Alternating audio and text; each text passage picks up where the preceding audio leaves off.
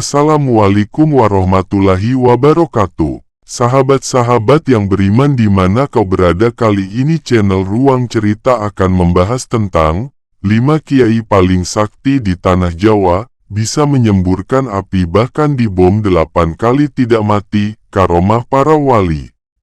Sebelum masuk ke pembahasannya, jangan lupa like, comment, and subscribe terlebih dahulu.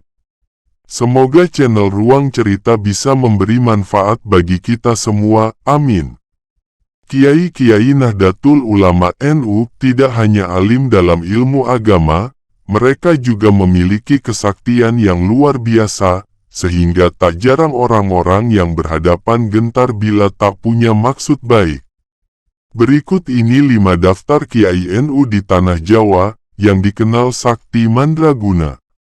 1. Gus Maksum. Kiai Maksum Jauhari atau yang lebih dikenal sebagai Gus Maksum merupakan seorang kiai paling sakti di tanah Jawa. Dengan kesaktian ilmu kanuragan yang tinggi. Oleh sebab itulah Gus Maksum justru dikenal sebagai pendekar berkat keahliannya dalam mengaji kitab kuning sekaligus juga ahli dalam seni bela diri atau pencak silat. Beliau merupakan pengasuh pondok pesantren Lirboyo Kediri, Jawa Timur. Masa mudanya Gus Maksum sangat suka mengembara ke berbagai daerah di Pulau Jawa untuk berguru ilmu silat. Karena itulah di masa dewasanya beliau tampil menjadi pendekar legendaris di kalangan NU. Penampilannya dengan rambut gondrong, jenggot dan kumis panjang bersarung setinggi lutut, memakai bakiak, berpakaian seadanya dan tidak makan nasi semakin membuat kesaktiannya dikenal hebat. Konon, saking saktinya sampai-sampai rambut beliau tidak mempan dipotong, mulutnya bisa menyemburkan api, mampu melemparkan sapi seperti melemparkan sandal, tidak mempan disantet, tidak mempan senjata tajam, mahir menaklukkan jin dan lain sebagainya. 2. Kiai Abbas Buntet. Kiai sakti di tanah Jawa selanjutnya Kiai Abbas Buntet dari Cirebon.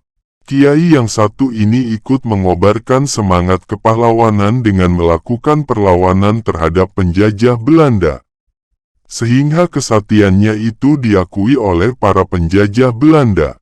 Kiai Abbas merupakan putra seorang ulama NU sehingga bakat kiai dan kesaktiannya itu tentu menurun dari ayahnya. Kiai Abbas adalah putra sulung dari Kiai Abdul Jamil yang dilahirkan pada hari Jumat 24 Zulhijjah 1300 atau tanggal 25 Oktober tahun 1800 Masehi di Desa Pekalangan, Cirebon. Kakeknya pun seorang pendiri dari pesantren Buntet di Cirebon. Semasa mudanya Kiai Abbas banyak mengasah keilmuan agamanya ke berbagai daerah di tanah Jawa yaitu Jawa Tengah, Tegal, Jogja, dan berbagai daerah pesantren lainnya. Ilmu kanuragan dan ilmu bela diri selalu menjadi ilmu pokok di kalangan pesantren Buntet. Ajaran kiai paling sakti di tanah Jawa Kiai Abbas.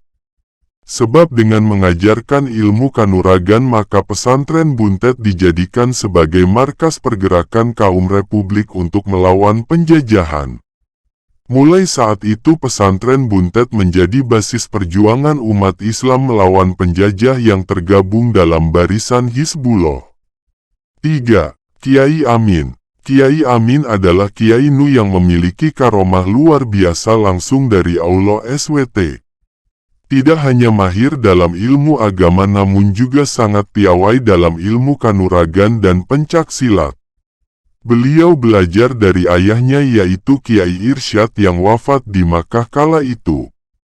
Kiai Amin lahir pada hari Jumat 24 Zulhijjah 1300 bertepatan dengan tahun 1879 di Mijahan Plumbon, Cirebon, Jawa Barat. Konon Kiai Amin termasuk Ahlul Bait dari silsilah Syekh Syarif Hidayatullah, Selain dikenal sebagai ulama, Kiai Amin juga dikenal sebagai kiai paling sakti di tanah Jawa, sang pendekar yang menguasai ilmu bela diri dan kanuragan. Ada kisah di kalangan warga Ciwaringin, dalam pertempuran tanggal 10 November tahun 1945 di Surabaya, Kiai Min dan ulama lain di Cirebon ikut mengirim laskar ke Surabaya. Bahkan Kiai Amin sendiri ikut berangkat serta turut mengusahakan pendanaan untuk biaya keberangkatan. Bagi warga Nahdliyin, Kiai Amin dikenal sangat legendaris. Konon dalam perang di Surabaya itu ia tidak mempan senjata maupun peluru saat bertempur, bahkan beliau juga dikabarkan tidak mati meskipun dilempari bom sebanyak 8 kali.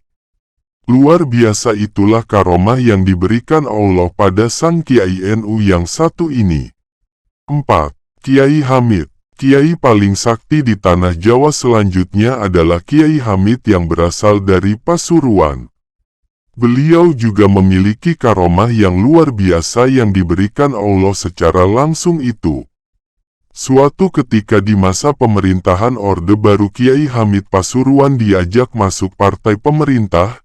Beliau pun menyambut ajakan itu dengan ramah dan menjamu tamunya dari kalangan birokrat itu.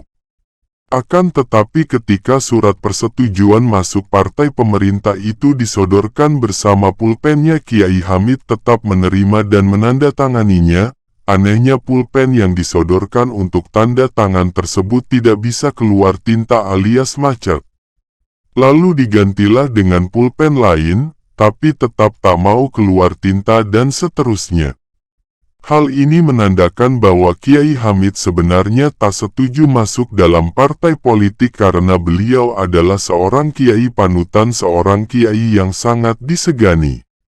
5. Gus Dur. Kiai paling sakti di tanah Jawa yang terakhir juga masih termasuk Kiai NU, yaitu Kiai Haji Abdurrahman Wahid atau yang lebih dikenal sebagai Gus Dur.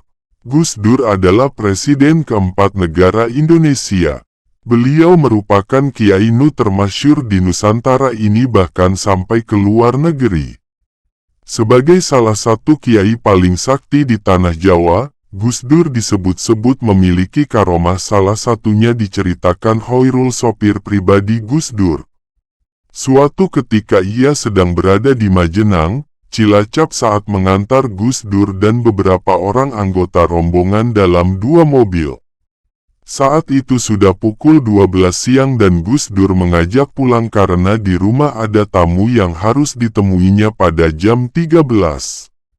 Ia pun segera putar arah dan mobil rombongan di belakang mengikutinya di belakang karena sudah ada janji. Akhirnya ia ngebut, tetapi tak yakin bisa segera sampai di Ciganjur, tempat tinggal Gus Dur waktu itu. Ia berpikiran paling-paling bisa sampai di Jakarta pukul 15 atau pukul 16, mengingat jaraknya yang sangat jauh dan rute yang harus dilalui masih sangat jauh, karena harus melewati kawasan puncak yang jalannya kecil berliku-liku dan naik turun. Apalagi saat itu belum ada tol Cipularang. Ia pun tetap menggeber mobilnya secepat yang bisa ia lakukan. Mobil rombongan satunya di belakang tidak kelihatan, tampaknya sudah jauh ketinggalan. Singkat cerita, sampailah mobil itu di rumah Gus Dur dan ia merasa lega selamat sampai di rumah.